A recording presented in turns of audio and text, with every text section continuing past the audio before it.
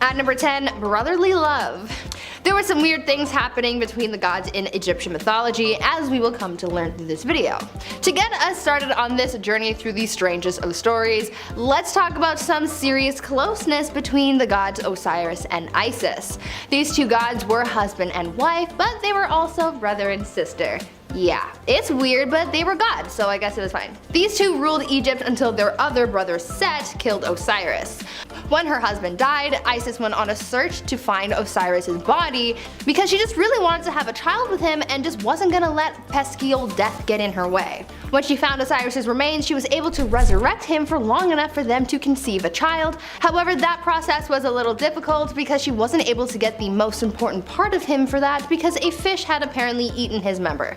Again, Isis was a very resilient woman, and quite crafty too because she just crafted him a new device, if you will, and they went on to produce a son, Horus, who would later become the new king of Egypt. This story is a little weird, don't get me wrong, but it's also a story of perseverance, I guess, so maybe it's not all bad. At number 9, trophies. I know a lot of people like to save little mementos and souvenirs from things that meant a lot to them in life. People save movie stubs from their first date with someone, little objects from their childhoods, and a whole collection of other things saved from different points of their lives. There was an Egyptian god who sort of did the same thing, but a little creepier. Well, actually it was a lot creepier. The god Anubis was the god of mummification, and I guess you could say that he just really liked his job. He was part of the embalming process for some big names like Osiris. See, tying it back to the previous story when the god Set killed his brother Osiris, he got pretty buddy-buddy with Anubis because he offered Osiris's organs to the god of mummification. But not for Anubis, since he was known to collect pieces of the remains of people that he had embalmed. He had a thing for limbs and other remains, I guess. It was a weird collection to have, that's for sure, but for the god of mummification, it almost seems fitting. Before we carry on talking about some of these strange things that Egyptian gods did in their mythology, why not leave a like on this video if you're enjoying it so far, and while you're at it, maybe consider subscribing to the channel to see more videos like this one. At number 8, the last snack. For the Egyptians, a person's burial and their soul's final journey was a very big deal. We're probably all familiar with the mummification practices of the ancient Egyptians and all that, but what comes after was also pretty interesting. When someone died, it was believed that their soul would then move on to be judged. The soul would leave their body and go to the underworld searching for the Hall of Truth. Once they found it, they would then be judged on who they were in their life, and if they passed the test, then they got to go to paradise. But if they failed, then they became a nice little snack for the goddess Ammit. Ammit was known as a demon goddess and dubbed the devourer of Amenti. When the deceased was tested and their heart was weighed against a feather, if they failed that test, then Ammit would eat the person's essence and they would vanish for eternity. Obviously you wouldn't want that to happen, so I guess this was just an incentive for Egyptians to live life as a good person. At number 7, the ancient hub. Back in ancient times, people needed some spicy content to make themselves happy, you know? Before we had OnlyFans and the hub, people in ancient Egypt had their own adult content to enjoy during their alone time. This piece of content was called the Turin Papyrus, and it was essentially just a scroll of a bunch of images on it with people getting busy in some frankly unimaginable positions. Like, I don't know when the Kama Sutra was created, but I feel like the Turin Papyrus certainly gave it a run for its money. The purpose of this papyrus is pretty much unknown, but there are some theories to explain its origin and why it was created, some thinking that it had political ties or something. Either way, historians use this document to further understand times in ancient Egypt. At number 6, magic attraction. You know, we can't always have the best game when it comes to finding a partner. Sometimes it can be hard to get someone to go out with you. Many people just don't give up until they succeed, and sometimes that means that they will go to many lengths just to get a date with their crush. This was seen a lot in ancient Egypt, and at one point in later years of their civilization, they practiced magic to attract the one that they loved. Turns out that they practiced voodoo to get someone interested in them, and it was commonly done by men seeking out the woman of their dreams. In one case of this voodoo for love practice, a man had a magician make a voodoo doll of a woman that he wanted all to himself.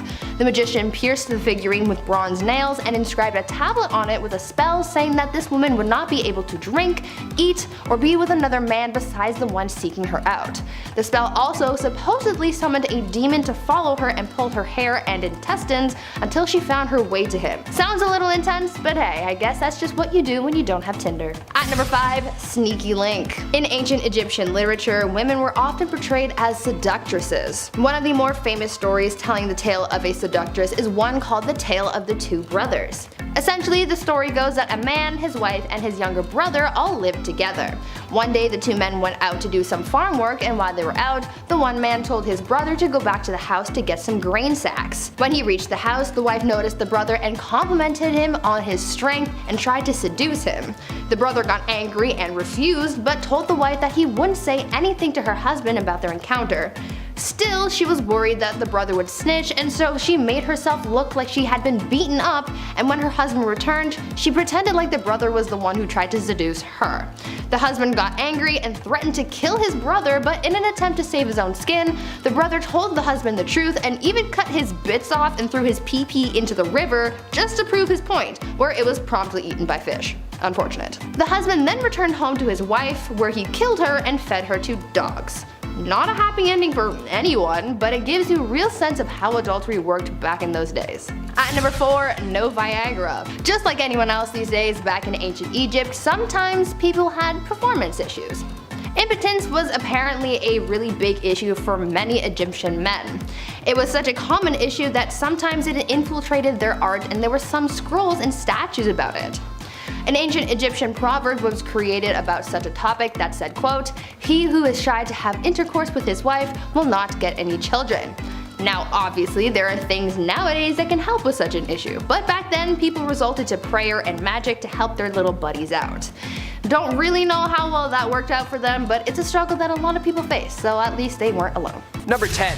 Construction. We can't talk about ancient Egypt and the mysteries still unsolved there if we don't start on how the hell these things were built. And also, it's not just like 3 pyramids. There's 118 of these things. When did they have time to construct all of these? Ropes? Pulley systems? Yeah, I'm not convinced. Ramps? Ramps would have been a mile long against the pyramid's height. That's like hundreds of years right there. You ever dug a hole in your backyard? 2 feet. It's like 6 hours right there. And a sore back. Some have theorized a water hydraulic system was used to transport the carved rocks up slopes and tubes with tidal power. Okay, better. But like, how did they line up the rocks so perfectly and so square at the top? 1 inch off and every carpenter knows that's going to shift everything. Also, the alignment to true north, the odd coincidences with the dimensions resembling the cosmos, they couldn't have known back then, you know?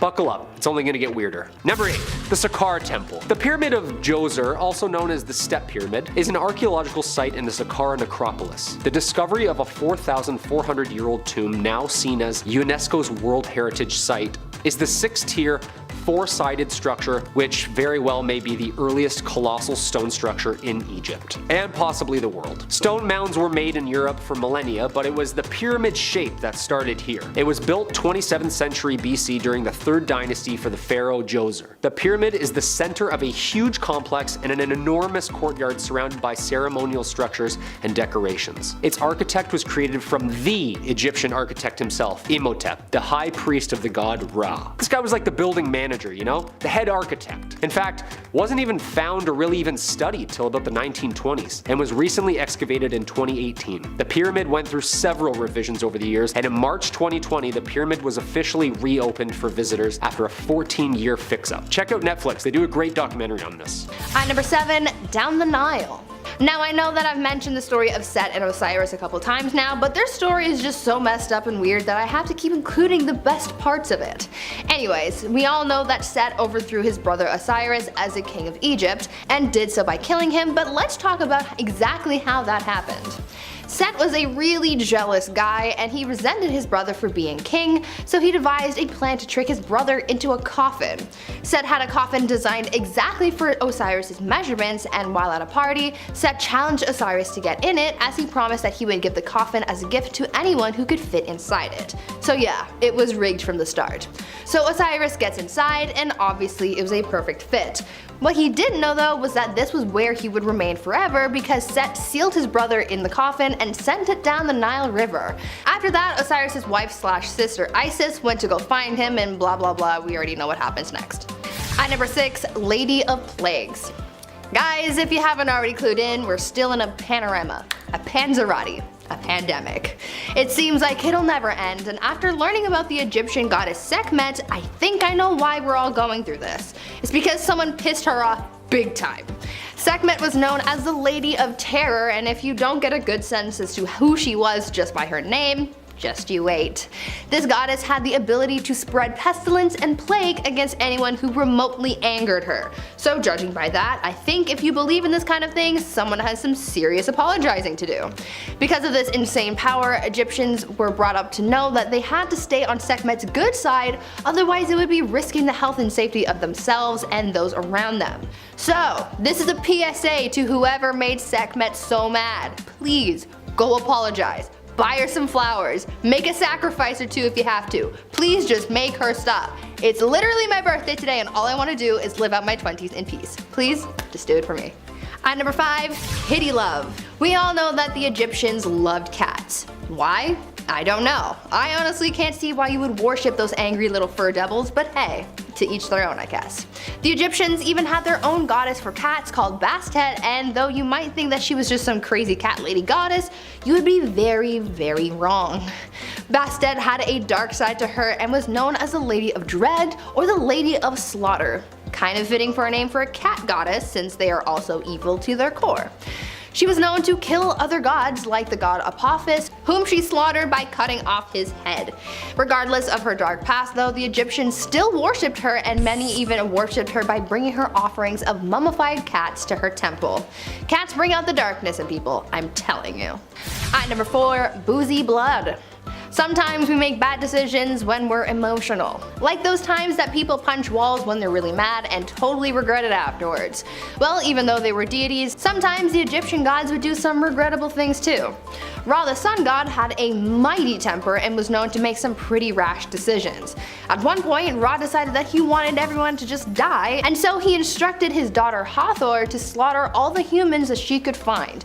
Hathor was totally on the same page and was like, okay, bet, and went off to kill some humans. Luckily for humanity though, Ra came to his senses and had a change of heart, but by the time he caught up to Hathor, she became so bloodthirsty that there was no stopping her. So in an attempt to trick her into stopping her killing conquest, Ra filled 7,000 jars with beer and gave it to Hathor, who then became so drunk that she just gave up on her mission and decided not to kill everyone. Now they say that alcohol can't solve all your problems, but in this case it certainly did. Number 3, the Dendrolites. All these tombs and underground chambers, how the hell did they see anything under there? Well, we really don't know, but we have some sort of direction. These ancient battery-looking light bulbish things could have maybe been the power source. Ancient Egypt seems to be full of keyholes, drill holes, and shafts that are literally impossible without high-powered tools. Most people say aliens, me included, but I also say the Dendera light bulbs. They've been theorized as being some sort of battery. The Hathor temple at Dendera contains several relief depictions Harsamtus in the form of a snake emerging from a lotus flower. The Dendera light is a variation of this motif, showing Harsamtus in an oval container, a snake inside taking a number of humans to lift, and it holds apparent meanings of the start of creation. Look, I don't care what you say, this thing is a light bulb. It's got a filament. And coils? Come on, drill holes? They couldn't have just lit fires underground. The smoke, the heat? I don't think so. Now a couple of DeWalt's. Just sanding up the pyramids real nice, you know? Who knows? Who knows? Number 2. The city of Punt. The land of Punt, or the ancient city of Punt, was an ancient kingdom sometime back then. A trading partner of ancient Egypt. It was known for producing and exporting gold, aromatic resins, precious stones, black wood, ivory, you name it. The region is known from ancient Egyptian records of trade expeditions. At time, Punt is referred to as the land of God. No pressure, archaeologists. The exact location of Punt is debated and unknown by historians. Cue Indiana Jones movie. Various locations have been offered: southeast of Egypt, a Red Sea coastal region, Somalia, Ethiopia, Sudan. No one really knows. First deciphered in Egyptian hieroglyphics in 1822, scholars began reading Egyptian texts, and the mystery got mystery-er.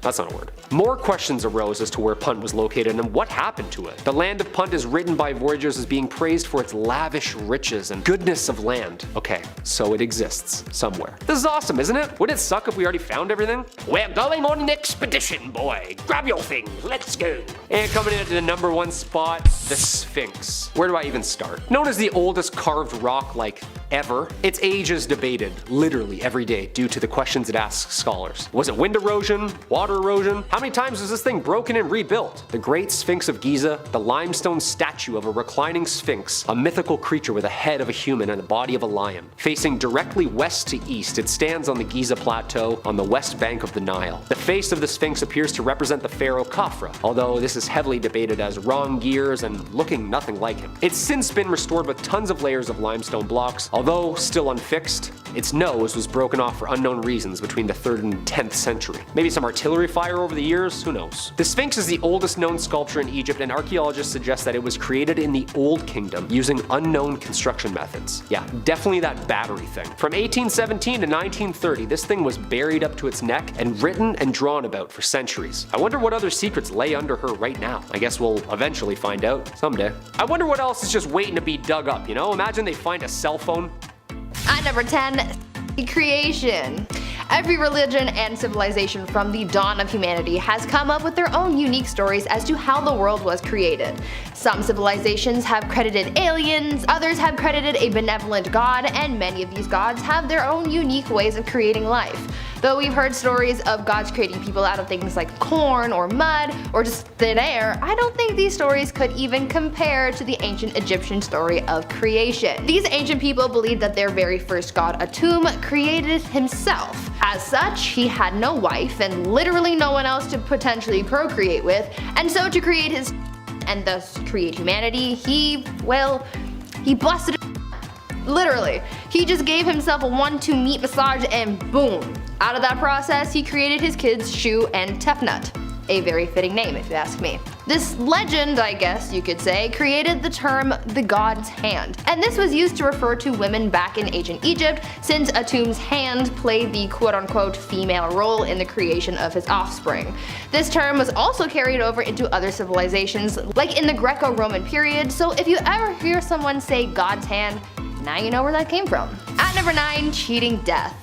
These days, if you get caught cheating on your partner, the worst that could happen to you is you break up, or you get a divorce, or maybe even get exposed on social media. But back in the times of ancient Egypt, the punishment for adultery was much worse than having your relationship end.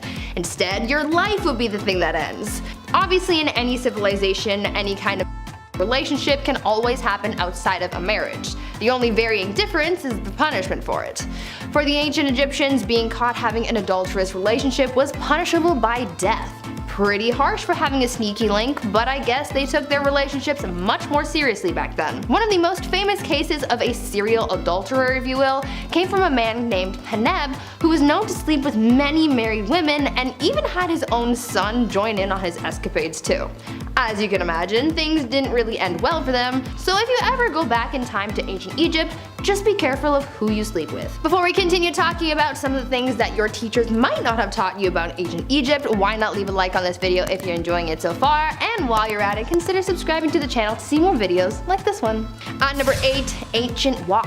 Last year, there was a huge scandal concerning Cardi B and Meg Thee Stallion's song WAP. It's a pretty racy song that had a lot of people up in arms about it, and it was all over the news.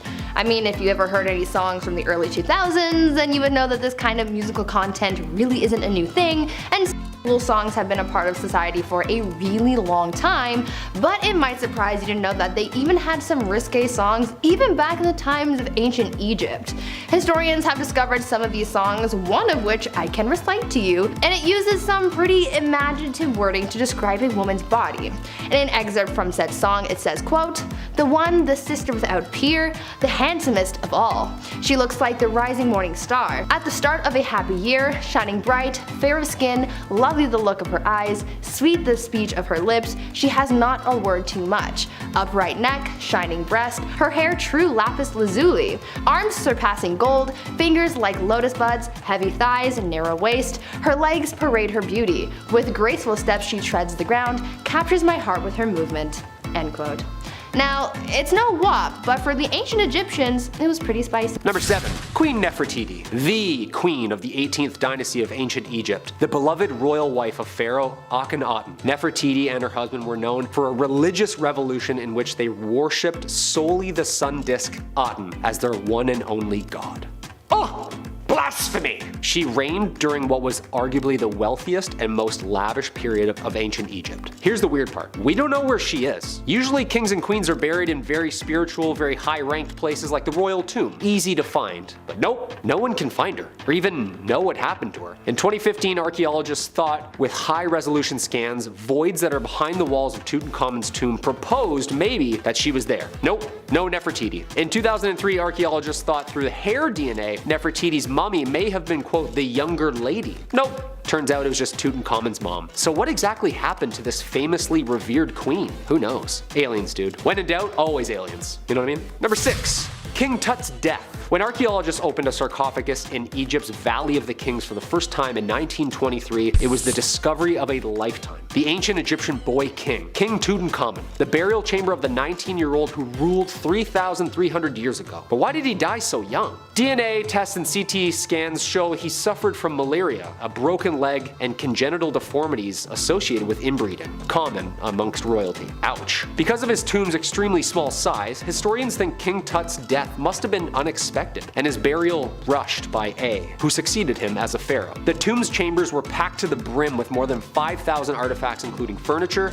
chariots, clothes, weapons, and 130 of the king's walking sticks. A 24-pound solid gold mask was placed over him, and he was laid in a series of containers, 3 golden coffins, and a granite sarcophagus. His death still has scientists scratching their heads. Also, look up how many archaeologists died months after the cursed tomb had been raided.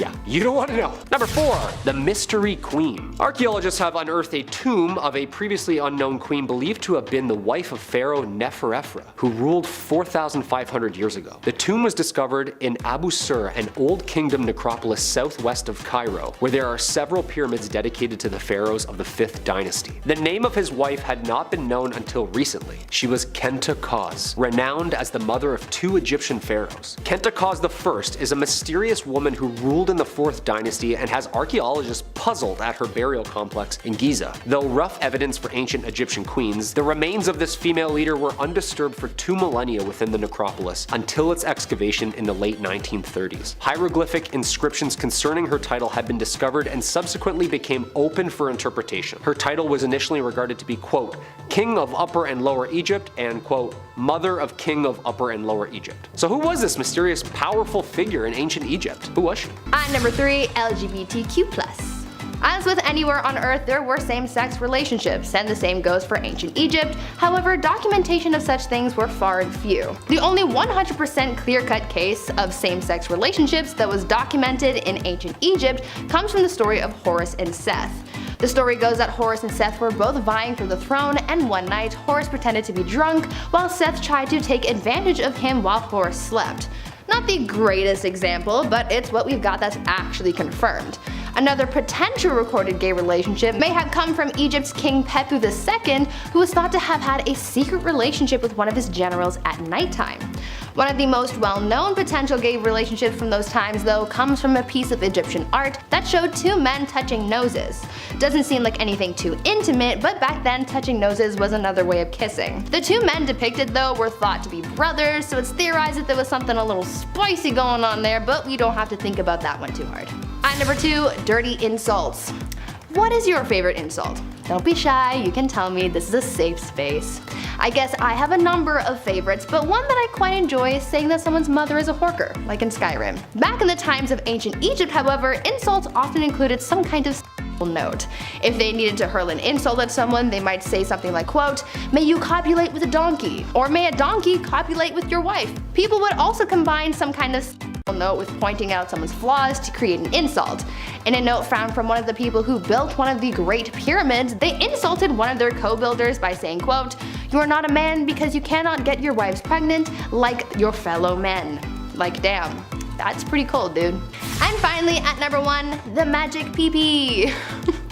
Now, I had to save this next fact for our number 1 spot because it's probably one of the most bizarre things that I've ever learned about ancient Egypt. The Egyptian god Min was the male fertility god, and let's just say that he was quite unique. He was known for his bold feathered headdress and the fact that his loincloth snake was always being charmed, if you get what I'm saying. Men suffering from impotence would make offerings to him to help them with their fertility problems. Even to this day, figures of the god Min are used in magic rites. Men and women still visit the ancient temples to find figures of the god and literally rub his to overcome their problems. Sounds strange, but apparently so many people have done it that the stone that it's carved into has become worn down or darkened from how many hands have touched it. Now I can only imagine what this god's body count was.